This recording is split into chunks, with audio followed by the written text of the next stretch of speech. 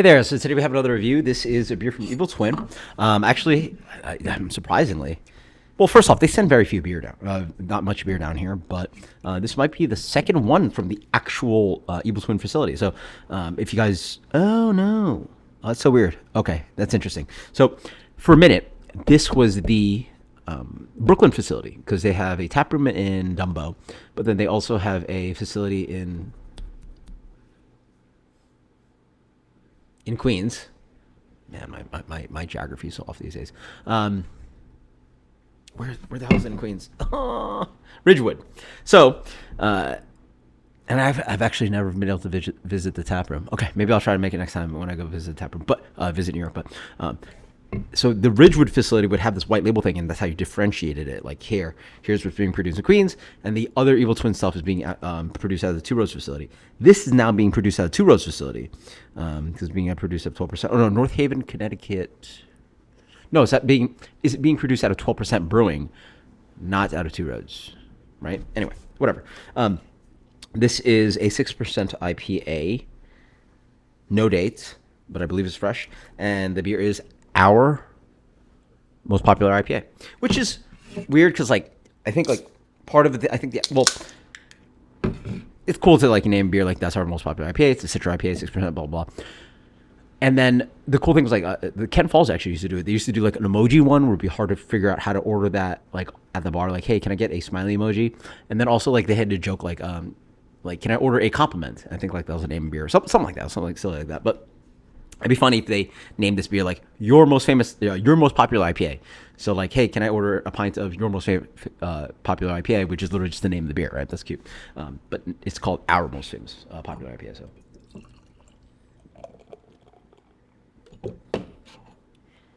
beer looks pretty good. Comes in a light gold color, pretty opaque me, plus a full haze basically. Wonderful fluffy white head. Yeah, smells pretty familiar. A little bit of that kind of green myrcene hop character. A little bit of this polyphenol bite. Or I can smell some polyphenol in this, but definitely citrus. So oranges, mangoes, very orangey, clementines, tangerines. Even sweeter than that actually. So now I'm getting riper. So towards caracara orange and mangoes and a little bit of a sticky apricot note. Yeah, cheers. Okay, very light. Yeah, not a big beer, 6%. Cool. Does a pretty good job. It's sort of the water treatment's a little harsh for me, but it's still pretty good. I personally, again, there's a reason why certain beers sit at certain ABVs, and it sort of works, right? For Hazy IPA, especially if we're going to build a body as creamy and rich and thick and chewy as this, I think you really sort of need to sit at just 7 at least, 7.75, 8.85. It's just up front, you definitely get a little bit of light. So in general, it's very malt dominated. Not that it's crystal malt sweetness, but it is very thick and almost creamsicle-esque. It has this really fluffy, chewy. There's so much. I can't imagine how much oat and wheat's in here. It just has this big, rich, creamy, noticeable, hazy IPA malt character for a beer that's only 6%, right? It drinks like it's trying to be an 8.5% beer.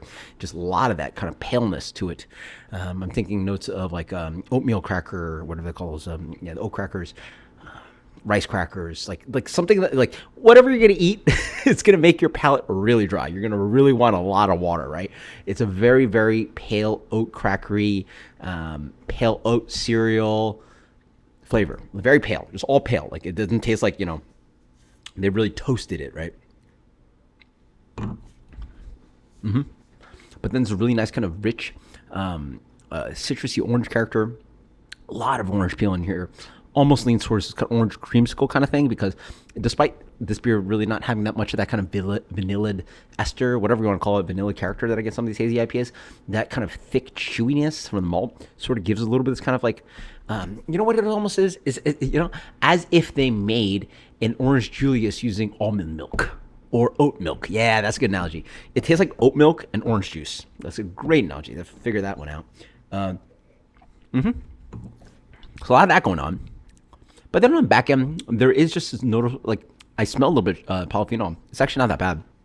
But I get a good amount of chalkiness here. It feels like the water profile is really, really chloride heavy. Has a little bit kind of just like a noticeable water thing. Like the bitterness is a little bit there, but not really much bitterness. It's probably just a little bit of polyphenol dryness, which actually is quite attractive here. Again, it's really that beautiful balance. You got to figure out how to like, how can I push some green character into the beer? Aromatics are okay. And make the beer a little bit drying and have this kind of light astringency without going too far to make it like an actual, taste like you're drinking grass juice. That's always my analogy. Like, you want to drink grass juice? It's gross. It's not fun. I've had it before. But I forget. It was like some kind of food convention, and it's just like, you just want to. Yeah, go ahead. You can try it. You blend up some, romaine lettuce and try to drink that. It's not very tasty. Pretty good beer, honestly. For 6%, it really shows big. Full blind, I would have guessed this beer was probably 6, 8, 7% or something like that. But bigger beer. Quite nice mouthfeel, nice malt character. Really shows Citra really well. Just big, juicy orange character. A lot of just oranges for days going on here. A lot of that kind of orange peel and pith.